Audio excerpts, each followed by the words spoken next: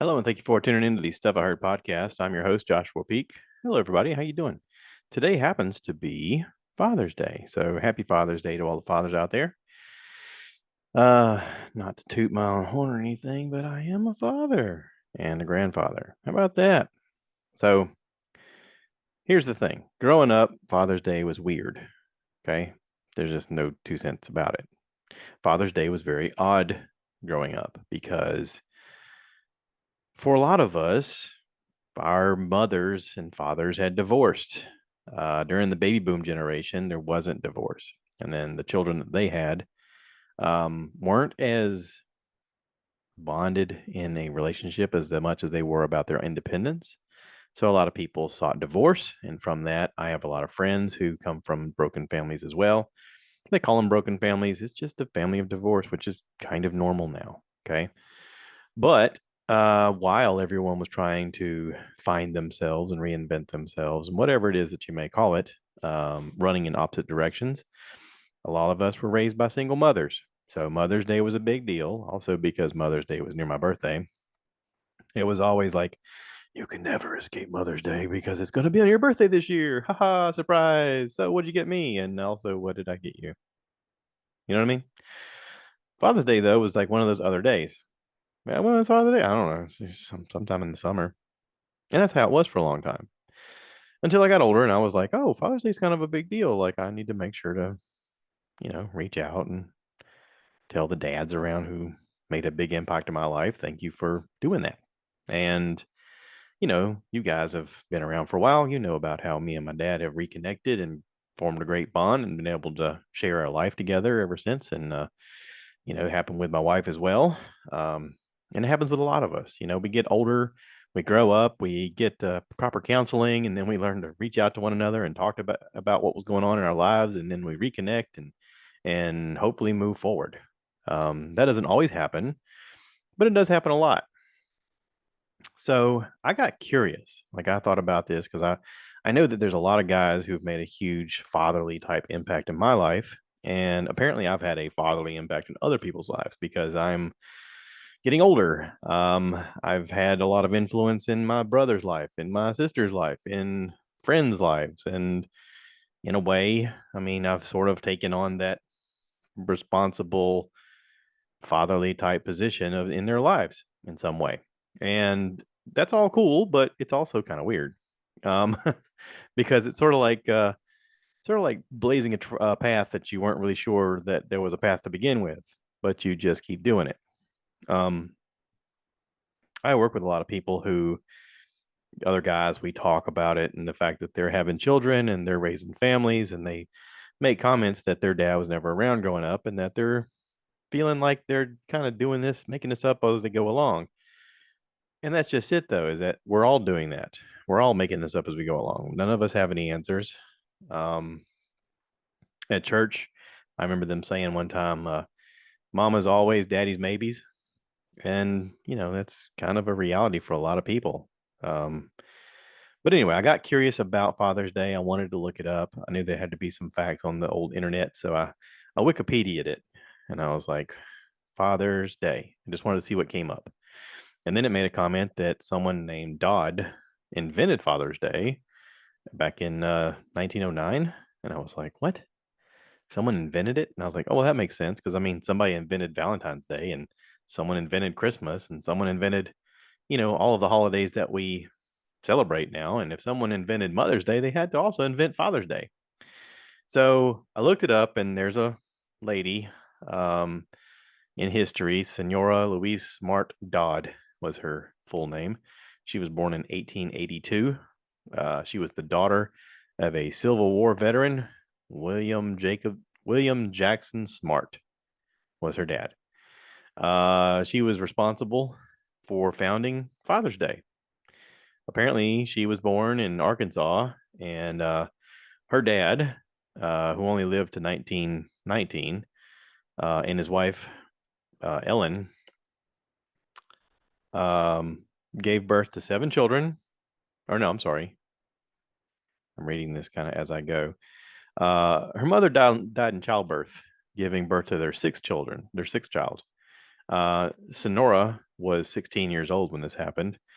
And her father basically raised all of the children himself after the Civil War. They moved to a farm west of Spokane, Washington. And it says in July 5th, 1908, a Father's Day service was held in West Virginia to honor the fathers killed at the Monahegan. I can't pronounce this. There's a mine disaster area in West Virginia. Anyway, um, and that's, I guess, the first Father's Day, but she's credited with the first official one. While hearing a church sermon about the recognized Mother's Day at a Central Methodist Episcopal Church, Sonora felt strongly that her father needed recognition as well. She approached the council there at the church and suggested that her own father's birthday, June 5th, should be honored as an honor for her father, because he was there raising her and her five siblings by himself. And they were like, you know what? That makes perfect sense. So they decided that the first Father's Day was celebrated on June 19th, 1910, in Spokane, Washington. And the observance of the holiday faded during the 20s, but was embraced in 1916 by President Woodrow Wilson. He sent a telegraph praising Father's Day services. And then Lyndon Johnson signed a presidential proclamation declaring it the third Sunday in June as Father's Day. This was in 1966. So in 1972, President Nixon established a permanent national observance of Father's Day to be held on the third Sunday. So I don't know what that means. I mean, did President Johnson say, we need to do it? And then Nixon was like, yeah, we need to do it. Also, I mean, they kind of said the same thing. I don't know what the point of that was. Anyway, she was honored in an expo in 1974 World's Fair. She died 4 years later at the age of 96. So pretty cool. Didn't know any of that. Also, I didn't know the fact that she was at the 74 Expo and I was born in 74. So what a coincidence. What a coincidence. So thank you to Miss Sonora Smart Dodd. Um, Very cool that you had a really great dad and decided to commend him on being a great dad. And, you know, is the job easy? No.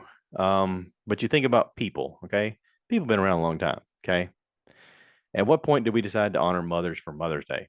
And then it took, till 1972 to make it a holiday of, yeah, we need to commend dads and make it Father's Day from now on. Um, that wasn't so long ago. What was that, 52 years ago? 52 years ago, they were like, yeah, dads are important.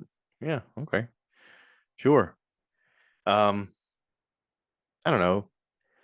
If I look at not just American history, but people history, was it important that dads were around? Sure. Were dads around a lot? Maybe not so much. Um, there's a lot of war going on, right? In our people history here on Earth, people killing other people, mostly guys killing other guys. If there was conquest to be made, it was always guys on ships, not women. Um, you know, Vikings all manning up and getting on a ship and going, "What's over there? Let's go there." Spanish Armada, the English Armada, the Roman, just on and on and on in history. It's all these guys like conquesting and conquering, and all of it, to me, all of it is just a replacement for the fact that they felt somewhat inadequate in the fact that they couldn't give birth to a child. Um, Surely we should honor Mother's Day first because mothers give birth to children. Imagine something growing inside of you and then erupting into the world to become a thing, a living, breathing thing with thoughts and feelings and ideas and their own ability to create or kill or whatever in life. Um, as a guy, I mean, you can fix some things, sure. You're there to protect your family, sure. You're there to lead your family, sure. But at a certain point, you go, and what else am I supposed to do? I mean, she can make life. What can I make? You get some people that are talented in making music, some people that are talented in creating art.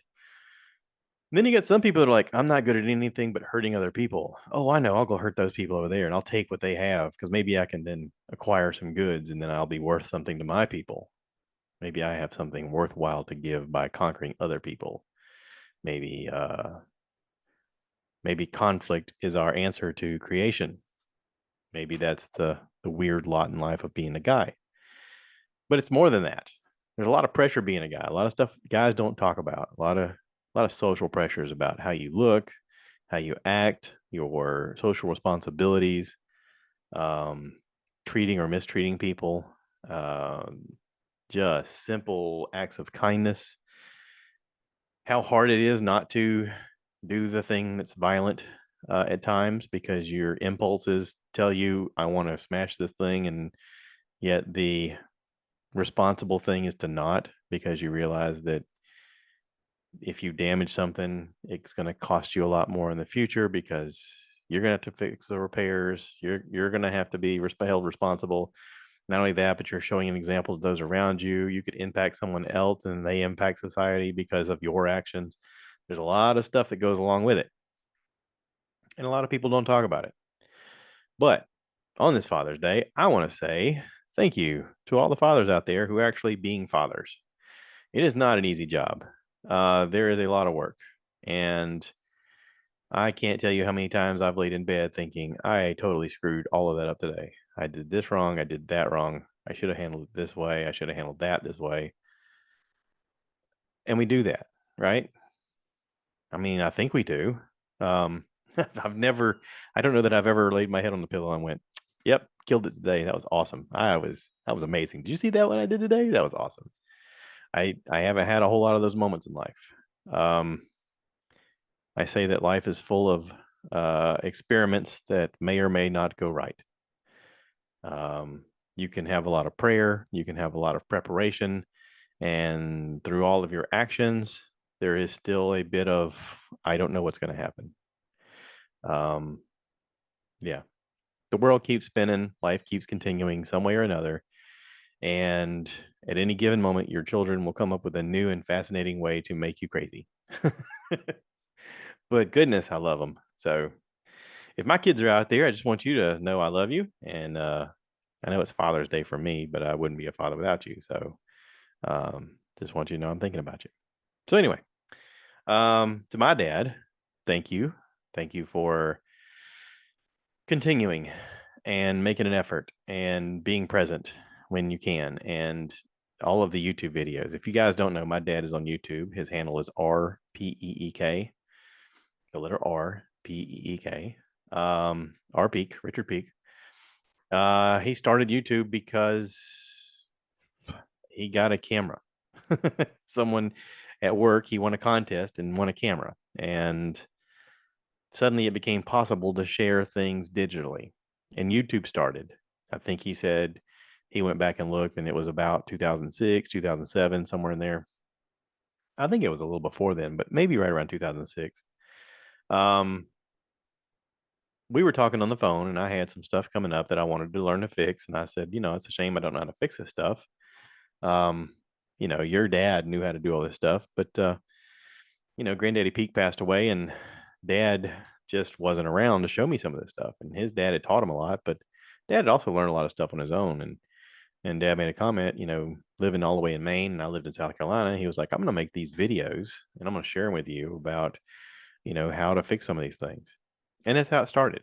YouTube and Dad started about the same time, and they have since been invaluable because I've learned a lot and Dad's got to share a lot. And there's a lot of people out there who he's helped teach as well, not just me, but you slowly realize that the things you learn in life, you wish you could download from your brain and share. This is actually his terms. I wish I could just take a piece out of my brain that knows all this stuff and just go, here, have this.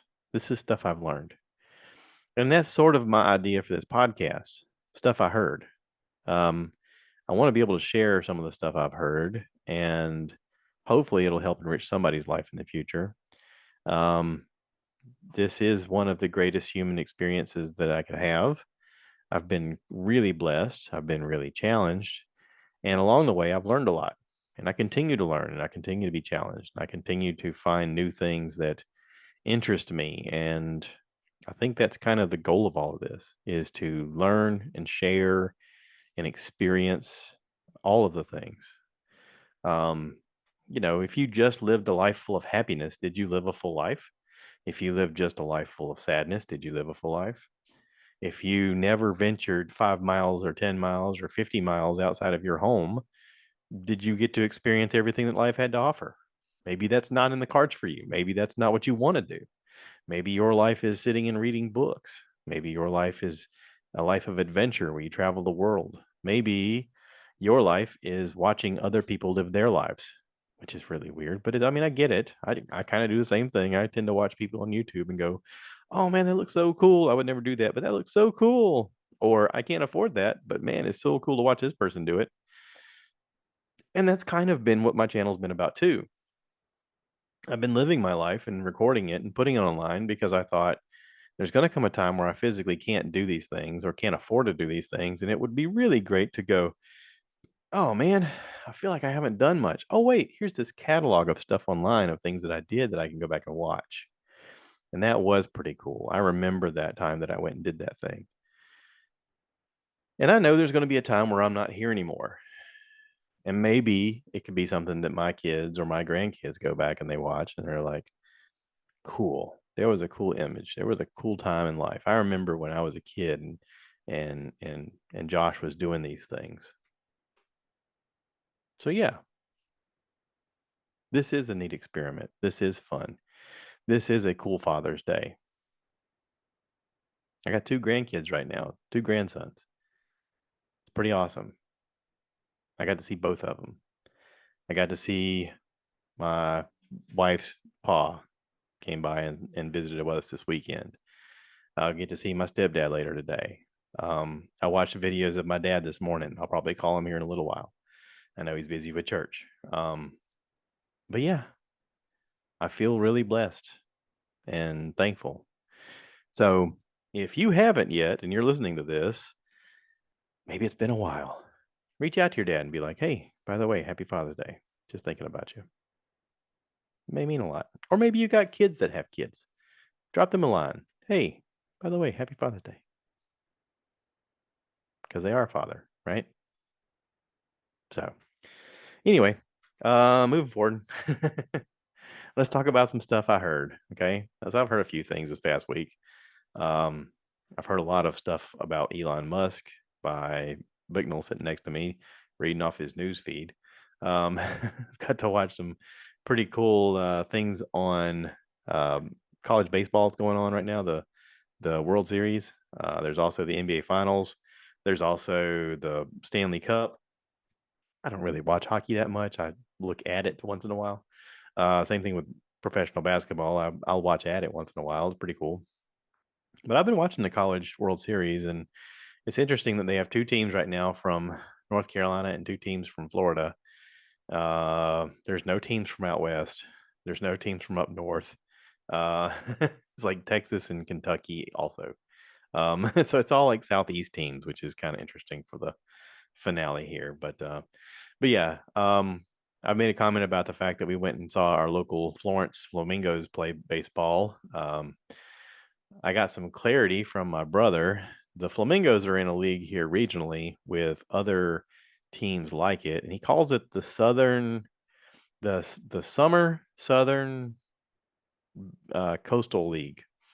Apparently, this is players who are in college, but there may be like smaller colleges, not like the Division I colleges, who have played college baseball, and there is no baseball during the summer, so they're playing in these leagues to try to be competitive and keep competitive and get that upper advantage over their teammates whenever they go back and play for their college, and hopefully get to the point where they can go to the Division I or get noticed by a scout or something like that. Or for a lot of them, they just love playing baseball so much they want to continue to play as much as they can. So here in Florence, we have the Florence Flamingos, and we got to watch them play the Lexington Blowfish, and they won, and it was exciting and it was fun. For whatever reason, Florence has financially decided to invest in this team, and it's a great experience. Tickets weren't but $14. We had great seats. There was some decent uh, things that they did in between innings with the mascot and the fans and the kids, and they're really trying to get the kids involved, and it's fun. And the facilities are nice. The line for the food is a little ridiculous. They got to get that going a little better. But the place is nice, and we had a great experience. And afterwards, the fireworks. My wife stayed for the fireworks. She says they went on for like 20 minutes, and it was great. So kind of cool that that's going on. We've got a couple of baseball games that we're scheduled to try to go see this year. We're going to see the Atlanta Braves play against the Yankees, and we're going to go see. I'm sorry, the Braves are playing the Marlins in August, and then we're going to see the Cubs play the Yankees in Chicago. So I've never been to the new Brave Stadium to see a game, and I've never been to Wrigley Field or Chicago, so that'll be pretty cool too. Um, I'm watching a lot of baseball on TV, a lot of fun. I don't know what's going on with Elon Musk because I didn't ask, even though Bignell talked about it nonstop. I kind of just halfway listened because he tends to go down a rabbit hole about things, and that's all he'll listen to for a while. And he gets really wrapped up in it. And we're all guilty of this in some way. I'm guilty of doing this. There's times in my life where I'll listen to a certain news source or a podcast version of something, and then I'll be like, "This is I can't believe this is real! Holy cow!" And then you do some deep diving, and you're like, "Oh, that's not the whole story." Um, but anyway, there's some lawsuit going on with Elon Musk, and the fact that he took no paycheck from Tesla for 10 years, and supposedly some judge in Delaware decided that he wasn't supposed to receive any money. And then since then, the shareholders have decided he was supposed to get the money because that was the agreement signed in the contract. So the shareholders have just decided to pay him anyway, which is the right thing to do. But yeah, that's kind of the gist. This is stuff I heard. So this is the stuff I heard from him, and his is the stuff that he heard from some other news source. So I don't even know if that's true. I haven't looked it up. Do your own investigating to see what's up with that. But I can tell you about the stuff I heard, and that's what I heard. I got to take a really cool trip yesterday. We went up to visit a friend of ours who happens to manage a blueberry farm up in Ivanhoe, North Carolina. It's called Sweetberry. It is a really big facility. We got to meet the owner, Chester, really nice guy. Um, Wonderful facility. They gave us a great tour. We just happened to be friends with the guy who manages the farm, so we got to see a lot of the behind the scenes stuff, and it was neat to see the life of the blueberries and how much care and process is taken into them taking care of these blueberries, and everything from, the soil to the water to the workers to the cleanliness of everything to how fresh everything is to the temperatures to, I mean, you name it, and they're on top of it. And it is really an impressive operation to see. I really had no idea that so many people ate blueberries that much, but apparently it's a really huge business. Well, let's face it, food is a big business, right? There's always people out there, and people got to eat. And especially if they're eating healthy, they're eating blueberries because good knows you see a lot of them in the different types of syrups and muffins. And now everybody's got a Smoothie King or some kind of juice bar or something like that where they're putting a bunch of fruits in there. And blueberries have a high level of antioxidants in it, which is supposed to be good for your skin and your health and all that stuff. So thank you to Chester and to Phil for giving us a really grand tour. It was awesome. Um, and we had a great time doing it. Now, here's the part I want to tell you about that I thought was interesting. I hit a buzzard. I hit a buzzard with the front of my truck. I have been driving now for a very long time, various forms of vehicles, motorcycles, rat rods, regular cars, semi trucks, doubles, combination vehicles. We were driving to go to this blueberry farm, and I was following my friend Cheryl, and a buzzard was on the side of the road. Well, the buzzard saw her coming, decided to fly up into the air, and flew in front of her. And I guess it was thinking it was going to use the updraft of her vehicle to continue going. But instead, it went around her vehicle and went right into my grill and broke the front of my truck's grill. I mean, just instantly. I saw it fly up and I was like, whoa, whoa, whoa. And I got on the brakes. And as soon as it flew up, it went around her vehicle and smashed into the front of my truck and just made this awful sound. Just poof, and all of a sudden there's feathers everywhere. And I was like, oh no. I called Cheryl. I was like, did you see that? She was like, oh my God, I can't believe you hit it. And I was like, I can't believe I hit it either. Um, it didn't damage anything, but obviously the bird's dead. Um, I hit it going maybe 55, 50 miles an hour, something like that. It did break something on my grill, but it's something cosmetic, something I can fix. The front part of my grill is like it's almost like a plastic that's shiny, but the little bracket that's near the bottom broke, and it's something that I can fix with epoxy. But still, it was shocking. I didn't want to, obviously, I don't want to kill any birds driving around. Um, my wife in the past has caught little tiny birds that are flying around and they've gotten stuck in her grill, and she's called me and been like, "Oh no, there's a bird." And I'm like, "How did you get a bird there?" Because I'd never seen that happen.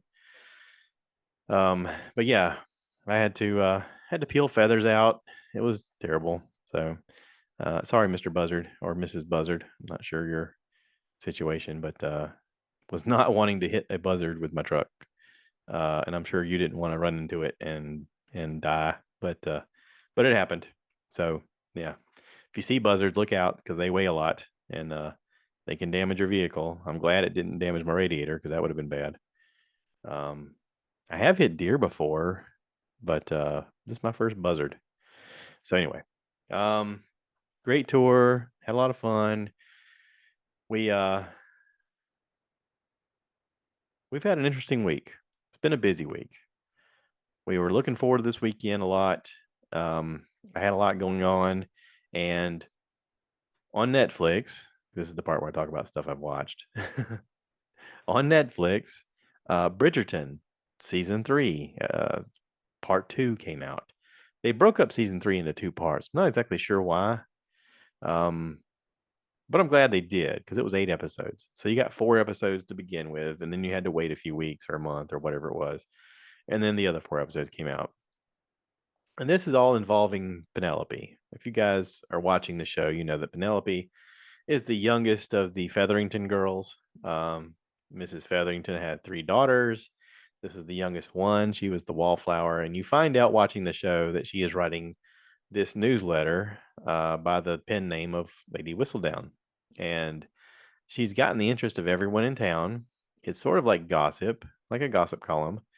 Um, but she's also gotten the interest of the queen.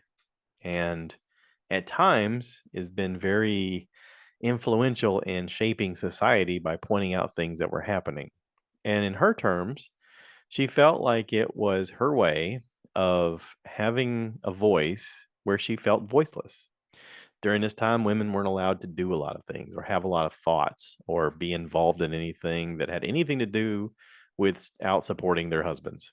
So their whole job was to be interesting enough to get married and then basically support him in whatever he wants to do. And that was just a time in history. And it kind of is now in some ways with some people. Um, it should be that everyone supports each other no matter what your situation is or what your, you know, goals are. You should be supporting one another. Is it hard to do? Absolutely. Sometimes your interests are completely different. Sometimes your goals are completely different. Sometimes your interests take you in different directions. That's rough. That's something you have to navigate within your own personal relationships. But in this situation, this was a time where women were really just seen as ornamental for a lot of the reasons. And this society in this show is sort of mimicking life now, but it was like, hey, I want to be more. I want to do more. I want to have a voice.